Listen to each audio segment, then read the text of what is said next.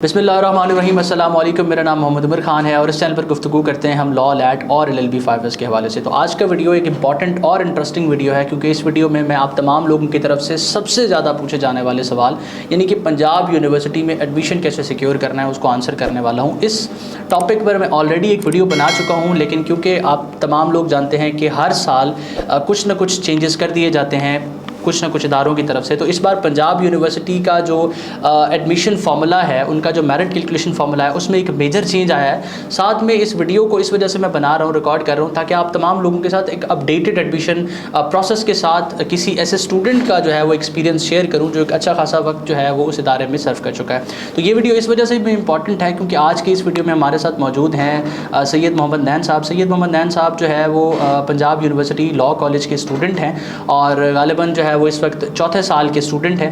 तो sir most welcome और बहुत शुक्रिया आपने वक्त दिया। थैंक यू उमर खान साहब, आपका बहुत बहुत शुक्रिया। आपने जो है वो इस बहुत ही इम्पोर्टेंट टॉपिक के ऊपर जो है मुझे बात करने का मौका दिया और बहुत शुक्रिया। चलें, बगैर वक्त ज़ाया किए सबसे पहले जो स्टूडेंट्स की तरफ से सबसे ज़्यादा पूछे जाने वाला सवाल है कि पंजाब यूनिवर्सिटी में आप जो है वो किस तरह से एडमिशन सिक्योर कर सकते हैं। एडमिशन सिक्योर करने का प्रोसीजर क्या है? क्या आपको कैंपस में जाना पड़ेगा या आप घर बैठ के जिस तरह बाकी यूनिवर्सिटीज़ या लैट में अप्लाई करते हैं, आप पंजाब यूनिवर्सिटी के लिए भी ऑनलाइन अप्लाई कर सकते हैं? इस बारे में थोड़ा सा जो है वो हमें बताएँ। पंजाब यूनिवर्सिटी ने जो है अपना सिस्टम बहुत ही अपडेट किया है। पंजाब यूनिवर्सिटी में आप जो है ऑनलाइन अप्लाई कर सकते हैं। पंजाब यूनिवर्सिटी जो है वो आपको ऑप्शन देती है कि तकरीबन 15 से 20 दिन का आपके पास वक्त होता है और आप जो है वो ऑनलाइन उनकी वेबसाइट पे जाकर किसी भी पंजाब यूनिवर्सिटी के डिपार्टमेंट में अप्लाई कर सकते हैं। तो जो बच्चे लॉ के लिए अप्लाई करना चाहते हैं वो भी किसी भी शहर से हों, किसी भी सूबे से हों, वो अपने घर से बैठकर जो है वो ऑनलाइन ही अप्लाई कर सकते हैं। उसके अलावा जो है डॉक्यूमेंट्स वगैरह भी कोई ख़ास ऐसे सेंड करने की ज़रूरत नहीं है। सिर्फ आप जो है वेबसाइट पे जाएं और प्रॉपर अपने डेटा के साथ जो है वो ऑनलाइन फॉर्म फिल कर सकते हैं। तो अप्लाई करना आसान है काफ़ी।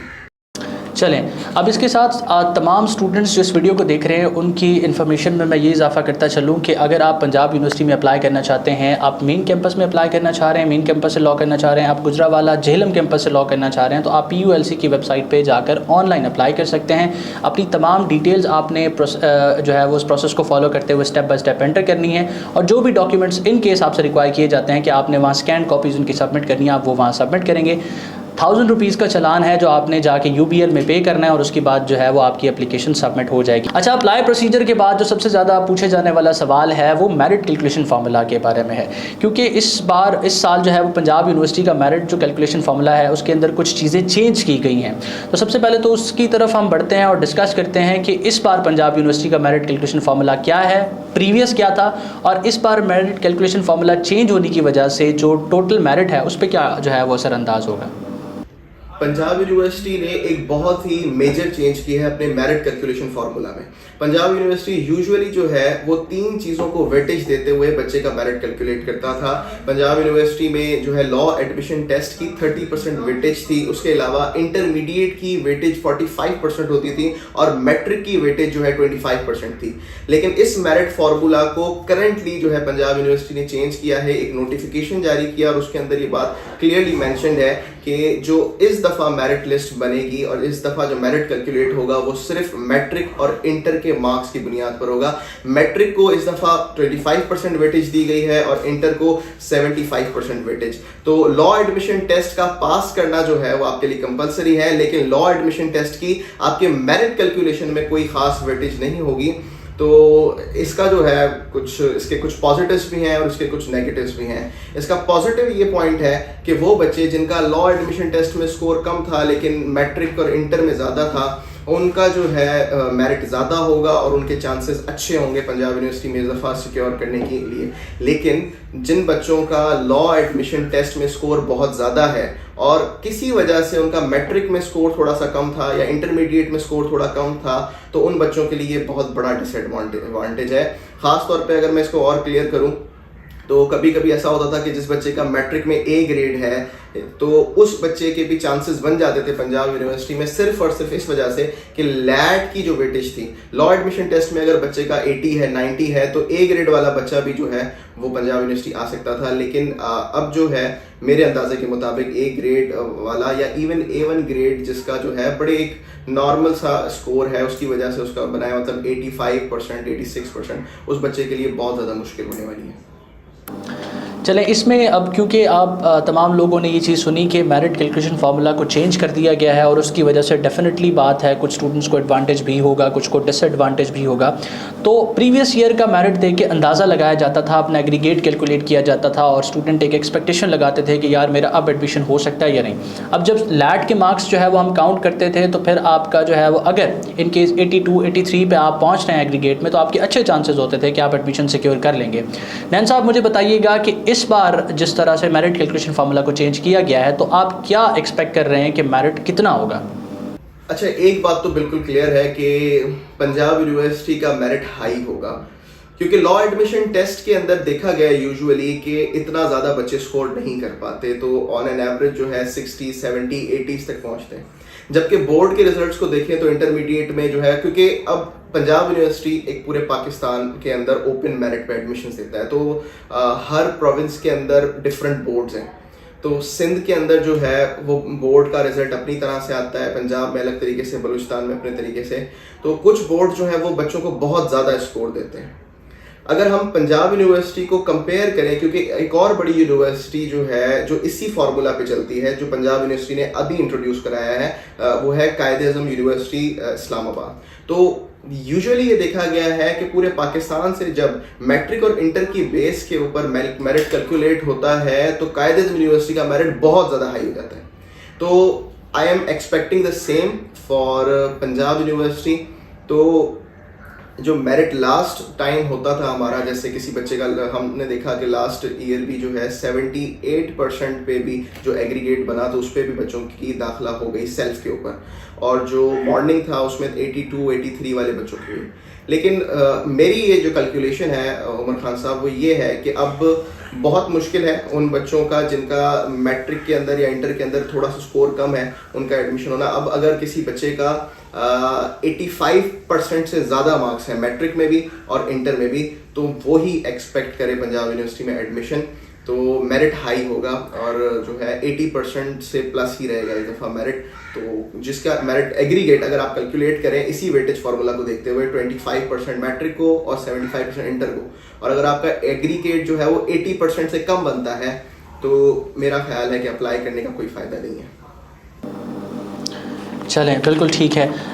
लैट के मार्क्स जो है वो ऐड ना होने की वजह से लैट को हमने मेरिट कैलकुलेशन फार्मूला से अगर सब्सट्रैक्ट किया है तो इसका मतलब कि जो मेरिट है वो ज़्यादा होने वाला है। अब यहाँ पर बहुत से बच्चे जो अपना एग्रीगेट है वो कैलकुलेट करना जानते होंगे, लेकिन इन केस कुछ बच्चे अगर नहीं जानते तो मैं आपको बता देता हूँ कि आपने सिंपली अगर मैट्रिक के जो जिस तरह नैन साहब बता रहे हैं कि 25% काउंट होंगे, तो अगर आप उन 25% को निकालना चाहते हैं कि 25% कितने बनते हैं, तो आपने सिंपली आपके जो ऑब्टेन्ड मार्क्स हैं मैट्रिक में उनको ऊपर रखना है और उनको डिवाइड कर देना है टोटल मार्क्स से और मल्टीप्लाई कर देना है उनको 25 से। इसी तरह अगर आप 75% इंटरमीडिएट में निकालना चाहते हैं तो obtain marks in intermediate divided by total marks in intermediate multiplied by 75%, और इन दोनों को आपस में जमा कर देना है, तो आपके पास जो टोटल एग्रीगेट होगा आपका वो आपके सामने आ जाएगा।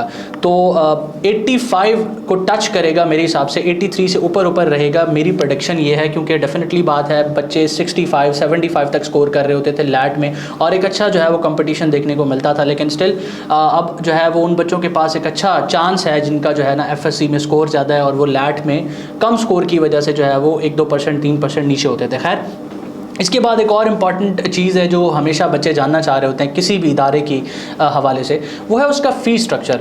तो इस वक्त तमाम लोग ये चीज़ जानते हैं, अगर नहीं जानते तो मैं आपके इल्म में इजाफा कर देता हूँ कि पंजाब यूनिवर्सिटी LLB 5 एनुअल में ऑफ़र कर रही है। तो अगर एनुअल में ऑफ़र कर रही है तो सालाना फ़ीस जो है वो नैन साहब ज़रा हमारे स्टूडेंट्स को बताएंगे कि वो कितनी होती है। अच्छा, पंजाब यूनिवर्सिटी का सबसे यूनिक फीचर जो है वो यही है, बहुत सारे बच्चे जो हैं पंजाब यूनिवर्सिटी को पाकिस्तान की दूसरी यूनिवर्सिटीज़ के साथ कंपेयर करते हैं। पंजाब यूनिवर्सिटी को सबसे ज़्यादा जो बड़ा एडवांटेज है वो यही है कि ये अफोर्डेबल यूनिवर्सिटी है, या मैं इसको कहूँ कि पाकिस्तान का सबसे सस्ता इदारा है अगर आप लॉ करना चाहते हैं तो। इवन जो है मेरा ताल्लुक लाड़काना से है, तो लाड़काना में जो लॉ कॉलेज है जो एडमिशन ऑफर करता है LLB के लिए, उसकी फ़ीस भी पंजाब यूनिवर्सिटी से ज़्यादा है। तो पंजाब यूनिवर्सिटी की फ़ीस इतनी कम होना इसका एक सबसे बड़ा जो है मेरिट है। और बहुत सारे बच्चे जो है वो कंपेयर करने के लिए मुझे कहते हैं कि सर हमारे लिए पंजाब यूनिवर्सिटी जाना बेहतर है, या हमारे लिए कायद-ए-आज़म यूनिवर्सिटी जाना बेहतर है, या कुछ बच्चे जो है ऐसे प्राइवेट यूनिवर्सिटियों से जैसे कि लम्स लाहौर से भी कंपेयर करने के लिए कह रहे होते हैं। तो मेरा ये जवाब होता है कि इसका जवाब जो है वो डिपेंड करता है कि आप अफोर्ड कितना कर सकते हैं। अगर आप जो है एक मिडिल क्लास फैमिली से हैं और आप जो है वो एक आपके लिए और आपका ताल्लुक लाहौर से नहीं, ये बहुत इंपॉर्टेंट बात है, अगर आप किसी और शहर से हैं, तो अगर आप लाहौर जा रहे हैं एज अ हॉस्टलाइट रहने, तो आपके लिए फ़ीस बहुत मैटर करती है। तो पंजाब यूनिवर्सिटी जो है पाकिस्तान में सबसे कम फीस ले रही है। उसमें अगर मैं आपको बताऊं कि लास्ट ईयर की जो इनकी एडमिशन फ़ीस थी फॉर दोज कैंडिडेट्स जिन्होंने अपना ग्रुप ए में या मॉर्निंग में एडमिशन सिक्योर किया था, उनकी फ़ीस तकरीबन 30 से 35,000 के बीच में रही। और इसी तरह से एग्ज़ाम फ़ीस भी उनकी 5-6 हज़ार बन जाती है। तो इसका मतलब है कि अगर कोई बच्चा पंजाब यूनिवर्सिटी के पहले साल में दाखिला लेता है तो वो यूनिवर्सिटी को फर्स्ट ईयर में सिर्फ 40,000 रुपये पे करेगा, और जो है ये एनुअल है, तो पूरे साल की ये 40,000 बनती है। और सिमिलरली अगर हम ग्रुप बी की तरफ चलें जो सेल्फ सपोर्टिंग वाला ग्रुप है, तो पंजाब यूनिवर्सिटी का सेल्फ भी जो है पूरे पाकिस्तान में सबसे सस्ता ही है। तो सेल्फ सपोर्टिंग वाले बच्चों की फ़ीस जो है वो 50 से 55,000 के बीच में होती है फर्स्ट ईयर की। और उसमें भी अगर आप एग्जामिनेशन फ़ीस 5 से 7,000 लगा लें तो एक बच्चा साल में 60,000 रुपये देता है। तो ये पंजाब यूनिवर्सिटी की फ़ीस है टोटल। चलें, बहुत शुक्रिया। जिस तरह आपने बताया कि ये मोस्ट अफोर्डेबल यूनिवर्सिटी है, तो जब आपको क्वालिटी एजुकेशन अफोर्डेबल प्राइसेस पे मिलती है तो डेफिनेटली बात है, इसी वजह से ही सबसे ज़्यादा कैंडिडेट्स अप्लाई करते हैं पंजाब यूनिवर्सिटी में, और इसी वजह से ही इसको पाकिस्तान की बेहतरीन यूनिवर्सिटीज़ में कैटेगराइज़ किया जाता है। इसके बाद एक और इम्पॉर्टेंट चीज़ उस नोटिफिकेशन में हमें देखने को मिली है जो सर्कुलेट कर रहा है, उसमें 2 डिविजन्स की गई हैं। एक ग्रुप ए को जो है वो उसमें उसकी फ़ीस और मेरिट वगैरह और सीट्स उसमें बताई गई हैं। दूसरा ग्रुप बी है, और ग्रुप बी में जो मोस्ट इंटरेस्टिंग चीज़ है और नोटेबल चीज़ है वो वहाँ ये लिखा गया है कि इस ग्रुप बी में किसी किस्म की कोई एज लिमिट नहीं है। तो अब मुझे बताएं कि पूरे पाकिस्तान में जब आप पंजाब यूनिवर्सिटी से एफिलिएटेड लॉ कॉलेज में लॉ करने जाते हैं तो वो कहते हैं कि भाई 26 साल से अगर आपकी उम्र ज़्यादा है तो आप लॉ नहीं कर सकते। तो फिर क्या ये उन बच्चों के लिए, उन स्टूडेंट्स के लिए एडवांटेज है जिनकी उम्र 27, 28, 29 साल है, या बाज़ औक़ात मुझे कॉल्स रिसीव होती हैं, कुछ लोग 40 साल के, 45 साल के भी होते हैं और वो लॉ करना चाह रहे होते हैं। LLB 3 ईयर्स जब से बंद हुआ है तो उनके रास्ते जो है वो काफ़ी तंग हो गए हैं। तो क्या ये no age limit specifically notification पे लिखना, और मतलब ये किस तरह से आप इसको देख रहे हैं? अच्छा, पंजाब यूनिवर्सिटी ने तकरीबन जो है 80 to 85 डिपार्टमेंट्स में एडमिशन जो है शुरू की हैं। और अगर उनका एक जनरल नोटिफिकेशन देखें तो बैचलर्स के अंदर वो जो एडमिशन दे रहे हैं वो दो तरह से दे रहे हैं। एक जो है रेगुलर और दूसरा आफ्टरनून प्रोग्राम।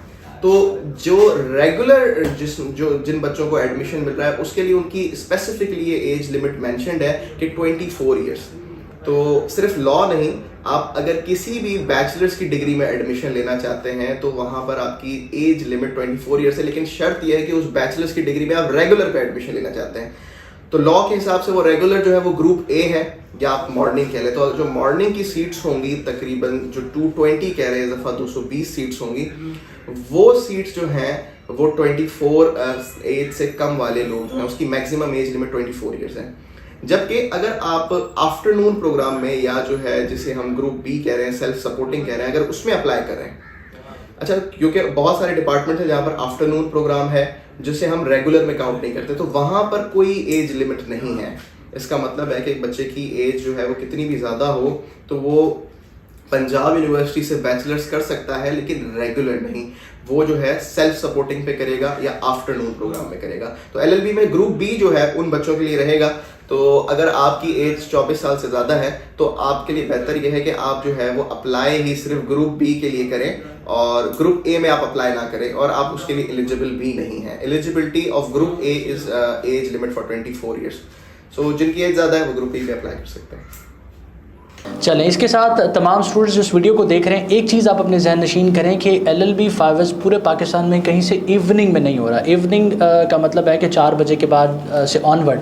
तो इसमें इंटरनेशनल इस्लामिक यूनिवर्सिटी ये चीज़ ऑफ़र कर रही थी, लेकिन उनको जो है वो एक स्ट्रिक्ट नोटिफिकेशन गया है ऑफिशियल अथॉरिटी की तरफ से। और पूरे पाकिस्तान में अगर कहीं एडवर्टाइज़ किया भी जाता है तो उसका मतलब सेल्फ सपोर्टिंग हो सकता है या फिर आफ्टरनून हो सकता है, लेकिन इवनिंग प्रोग्राम पूरे पाकिस्तान में कहीं पर भी नहीं हो रहा। सीट्स के बारे में भी हमें क्लियर हो गया कि ग्रुप A और ग्रुप B को जो है वो सीट्स के हवाले से डिस्ट्रीब्यूट किया गया है। ग्रुप A में जो है वो रेगुलर स्टूडेंट्स को रखा गया है, 24 साल उनकी एज लिमिट है, और दूसरा ग्रुप जो है वो सेल्फ सपोर्टिंग का है। इसके बाद हम हॉस्टल अकोमोडेशन की तरफ आते हैं। ये तमाम लोग जो लाहौर से ताल्लुक़ नहीं रखते, पंजाब से रखते हैं, साउथ पंजाब से रखते हैं, सिंध से आ रहे हैं, बलूचिस्तान से आ रहे हैं, KP से आ रहे हैं, तो क्या किस किस्म की हॉस्टल अकोमोडेशन जो है वो पंजाब यूनिवर्सिटी प्रोवाइड कर रहा है, कितने स्टूडेंट्स को कर रहा है, क्या उसके लिए भी कोई मेरिट है, और क्या जो है वो चार्जेस हॉस्टल्स के लिए जो है वो लिए जाते हैं? नैन साहब, ये ज़रा हमारे स्टूडेंट्स को थोड़ा बताइएगा। अच्छा, पंजाब यूनिवर्सिटी की एक और ख़ास बात ये भी है कि पंजाब यूनिवर्सिटी के पास पाकिस्तान की सब यूनिवर्सिटीज़ को अगर हम देखें तो सबसे ज़्यादा हॉस्टल अकोमोडेशन है। तो तकरीबन 10 से 15 हज़ार बच्चा हॉस्टलाइट है जो पंजाब यूनिवर्सिटी में रहता है। पंजाब यूनिवर्सिटी की हॉस्टल में फैसिलिटीज़ भी काफ़ी अच्छी हैं, और एक और जो ख़ास बात है कि पंजाब यूनिवर्सिटी का हॉस्टल काफ़ी सस्ता भी है। अच्छा, पंजाब यूनिवर्सिटी सबको हॉस्टल्स नहीं देती। जो बच्चे रेगुलर डिग्रीज में आ रहे होते हैं, रेगुलर सीट्स पे आ रहे होते हैं, सिर्फ उनके लिए। तो LLB 5 ईयर के लिए भी अगर आपका मेरिट ज़्यादा है तो आप ग्रुप A में एडमिशन ले सकेंगे। मेरिट ज़्यादा है और आपकी एज कम है, तो अगर आपने ग्रुप A में एडमिशन ले ली और आपका ताल्लुक जो है वो लाहौर या लाहौर के करीब किसी ज़िले से नहीं है, तब आप एलिजिबल हैं हॉस्टल के लिए। तब आप जो है हॉस्टल वहाँ पे पंजाब यूनिवर्सिटी। अच्छा, एक बात और भी है कि पंजाब यूनिवर्सिटी में आप एलिजिबल हो जाते हैं आपकी, लेकिन ज़रूरी नहीं है कि पंजाब यूनिवर्सिटी के पास हॉस्टल्स अवेलेबल हो।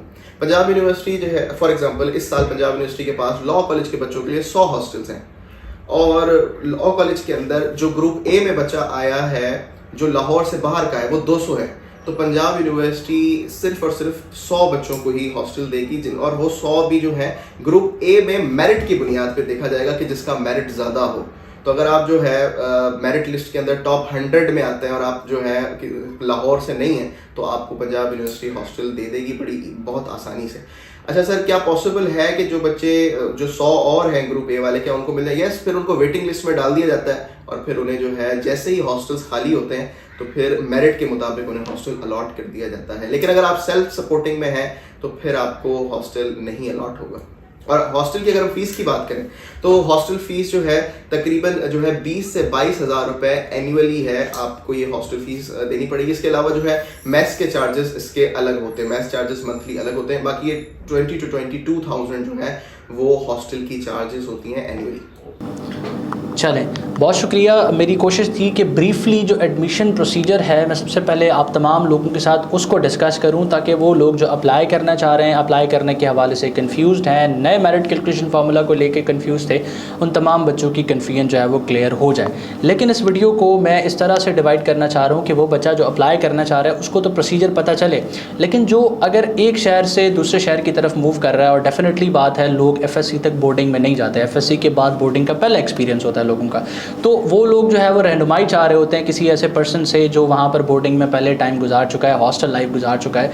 तो इसीलिए मैंने जो है वो पंजाब यूनिवर्सिटी से किसी स्टूडेंट को अपने साथ इन टच लिया, जो कि एक तो वहाँ पर जो है वो बोर्डिंग में अपनी लाइफ गुजार भी रहे हैं, दूसरा वो पंजाब से भी नहीं है, सिंध के शहर लाड़काना से ताल्लुक़ रखते हुए अपर पंजाब जो है वो पंजाब यूनिवर्सिटी लाहौर में अपनी तालीम हासिल कर रहे हैं, इसके साथ वो हॉस्टलाइज हैं, ताकि वो आप तमाम लोगों को अपना एक्सपीरियंस भी बता सकें। सर, आप मेरे इस सवाल से समझ चुके होंगे कि मैं आपका एक्सपीरियंस पूछना चाह रहा हूँ कि लाड़काना से, इंटीरियर सिंध से आप ताल्लुक़ रखते हैं, आपने मेरिट पे एडमिशन सिक्योर किया पंजाब यूनिवर्सिटी लाहौर में, उसके बाद आपकी हॉस्टल लाइफ वहाँ पे कैसी चल रही है, और ओवरऑल आप क्या रेट करते हैं पंजाब यूनिवर्सिटी को? और अगर इसका कंपैरिजन मैं करूँ इसके साथ कायद-ए-आज़म यूनिवर्सिटी इस्लामाबाद के साथ, जिसको सबसे ज़्यादा कंपेयर किया जाता है PU के साथ, तो आप मतलब as a student of Punjab university क्या प्रेफर करेंगे कि बच्चे को PU की तरफ आना चाहिए या बच्चे को कायद-ए-आज़म की तरफ जाना चाहिए? क्योंकि अब तो इनका मेरिट भी जो है वो तकरीबन सेम ही होने वाला है और कैलकुलेशन फार्मूला भी डिफरेंट है अब।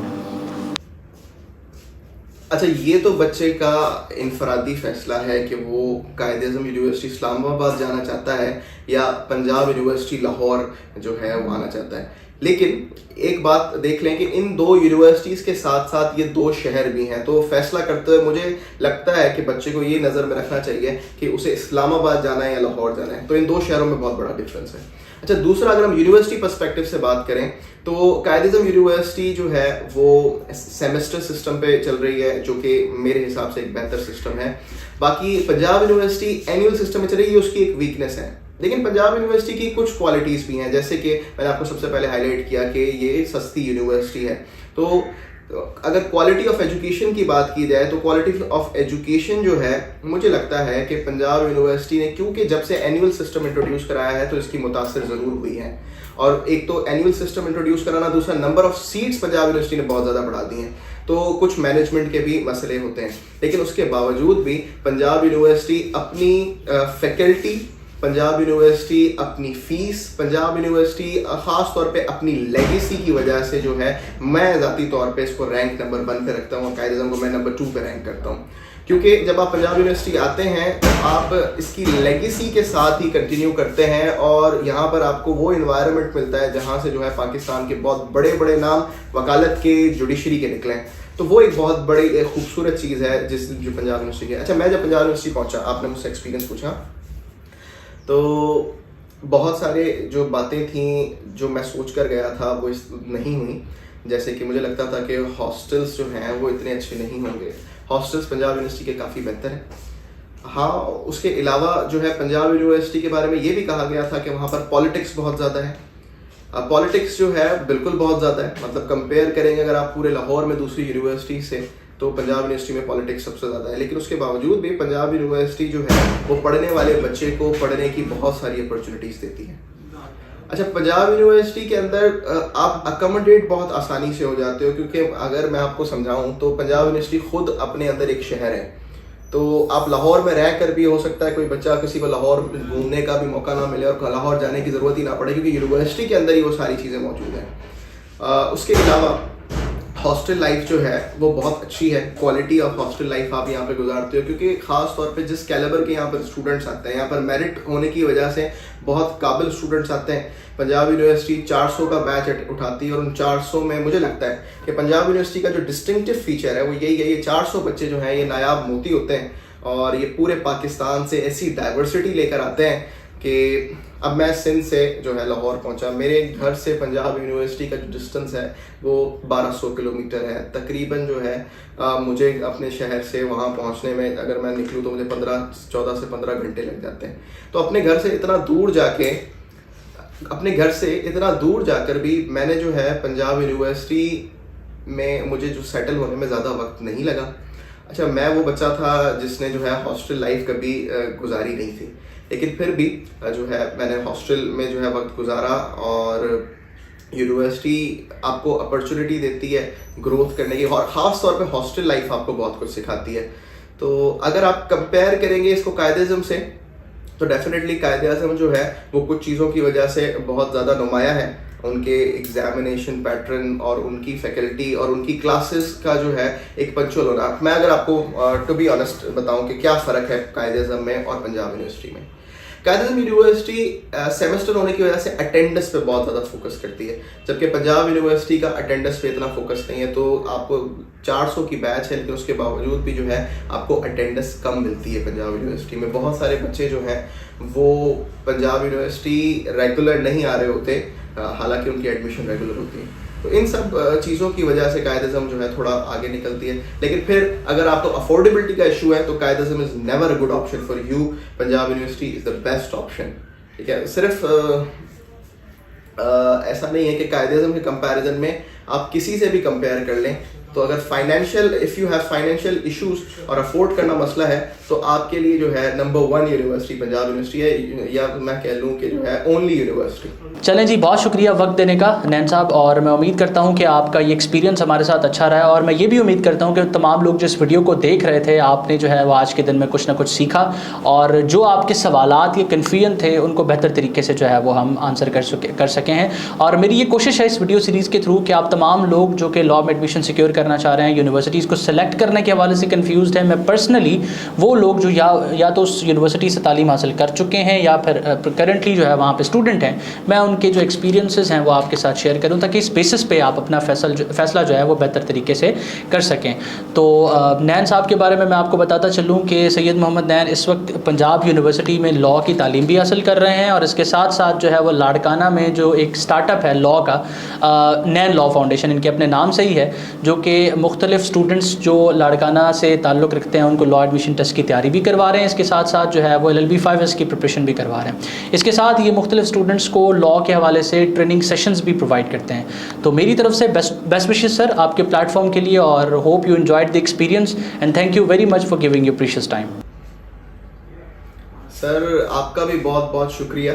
मैं जो है इस वीडियो के तवज्जो से आपको शुक्रिया करना चाहूँगा। आपने ख़ास तौर पे जो है जो सिंध के बच्चे हैं, जो KPK के बच्चे हैं, जो बलूचिस्तान के, जिनको ज़्यादातर आइडिया नहीं होता पंजाब की यूनिवर्सिटीज़ का, कॉलेजेस का, उनके लिए एक बहुत ज़बरदस्त प्लेटफॉर्म जो है वो तैयार किया है। मैं अगर अपना ज़ाती एक्सपीरियंस शेयर करूं तो पंजाब यूनिवर्सिटी में दाखिला लेने से पहले मैंने भी जो गाइडेंस हासिल की कि यूनिवर्सिटी कैसी है, पंजाब यूनिवर्सिटी एडमिशन प्रोसीजर क्या है, वो आप ही के चैनल से लिया था।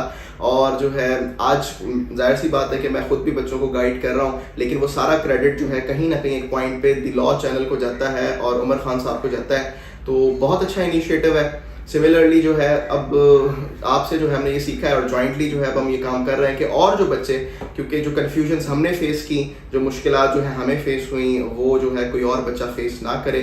और जो विज़न है हम दोनों का एक ही तरह का विज़न है कि ख़ास तौर पे जो कॉम्पिटेंट बच्चा है, जो बच्चा जो है वो छोटे छोटे शहरों से, छोटे छोटे देहातों से निकल के आ रहा है, तो उसको बिना किसी परेशानी के पाकिस्तान के बेहतरीन इदारों में दाखिला मिले और फिर वो वहाँ से वो अपना मुस्तकबिल जो है वो रोशन कर सके। आपका बहुत शुक्रिया सर। और इंशाल्लाह जो है जितने भी जो क्वेश्चंस हैं आपके बच्चों के, वो जो है अगर वो कमेंट्स करते हैं तो इंशाल्लाह कोशिश होगी कि उनका भी जवाब दिया जाए। बहुत शुक्रिया सर। चलें जी, बहुत शुक्रिया वीडियो देखने का। और नैन साहब को अगर आप रीच आउट करना चाह रहे हैं तो इनकी जो इदारा है नैन लॉ फाउंडेशन, उनके पेज का लिंक मैं आपको डिस्क्रिप्शन में प्रोवाइड कर दूंगा। अपना बहुत सारा ख्याल रखिएगा। वीडियो देखने का बहुत शुक्रिया। किसी भी सवाल या कन्फ्यूजन की सूरत में आप हमारे काउंसलर के साथ इन टच आ सकते हैं। हमारा जो इंस्टाग्राम अकाउंट है या जो काउंसलर का व्हाट्सएप नंबर है वो आपको स्क्रीन पर इस वक्त शो हो रहा है। अल्लाह आपका हामी और नासिर हो। पाकिस्तान जिंदाबाद।